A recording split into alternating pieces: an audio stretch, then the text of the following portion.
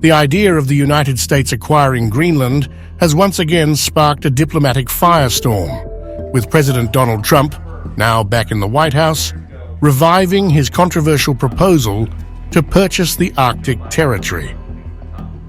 First introduced during his previous term, Trump has reaffirmed that bringing Greenland under US control remains a strategic priority, calling it a matter of national interest. Echoing Trump's position, US Secretary of State Marco Rubio defended the idea, asserting that the acquisition of Greenland is not a joke and should be taken seriously. Speaking on the Megyn Kelly Show, Rubio underscored the island's growing significance in global affairs, particularly as Arctic shipping routes expand and competition over resources intensifies. Rubio argued that securing Greenland is vital for US national security, warning that rival powers like China are seeking influence in the region. He likened the situation to Beijing's expansion in the Panama Canal, cautioning that failure to act could allow China to establish a strategic foothold in the Arctic. I think President Trump, what he has said publicly, is he wants to buy it. He wants to pay for it. How something like that is approached is obviously done better in the appropriate forums. A lot of this stuff is done publicly, and it's not helpful because it puts the other side in a tough spot domestically.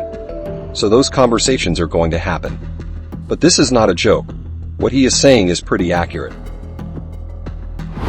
With rising geopolitical tensions worldwide, the Arctic is emerging as a critical battleground for global trade and military strategy.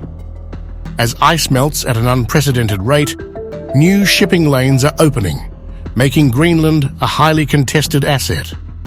Rubio emphasized that the US must be prepared to defend its interests, reinforcing the need for a stronger American presence in the region. The Arctic, which has gotten very little attention, and the Arctic region is going to become critical for shipping lanes. How do you get some of this energy that's going to be produced under President Trump? These energies rely on shipping lanes, and the Arctic has some of the most valuable shipping lanes in the world. They do not have an Arctic presence, so they need to be able to have somewhere they can stage from, and it is completely realistic to believe that the Chinese will eventually, maybe in the short term, try to do in Greenland what they have done at the Panama Canal and in other places. So the question becomes, if the Chinese begin to threaten Greenland, do we really trust that that is not a place where those deals are going to be made? While Rubio downplayed Trump's previous remarks about using military force to acquire Greenland, he did not entirely rule out the possibility. He framed Trump's approach as a strategic negotiation tactic, suggesting that all options remain on the table to strengthen US leverage over Denmark, a key NATO ally. If the United States is on the hook to provide, as we are now, a defense agreement with Greenland to protect it if it comes under assault, then we might as well have more control over what happens there. I know it's a delicate topic for Denmark, but it's a national interest item for the United States.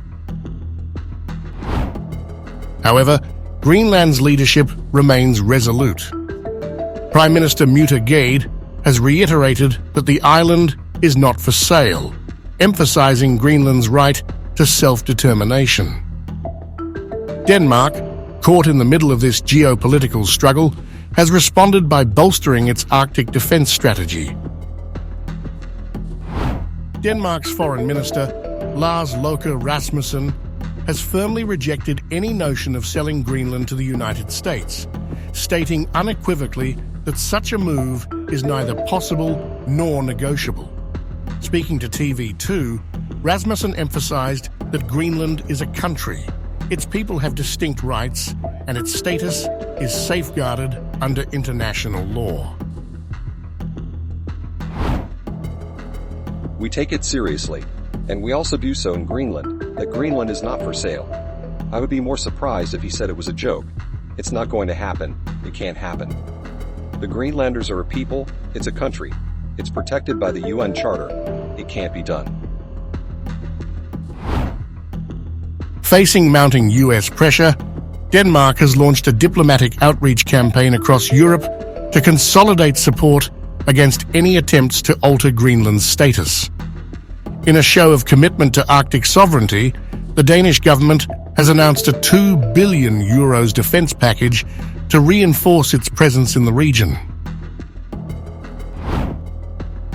As Trump embarks on his second term, the Greenland issue is poised to become a flashpoint in US-European relations. With NATO allies closely watching, the key question remains: how far will Washington go in its pursuit of Greenland, and what will this mean for the balance of power in the Arctic?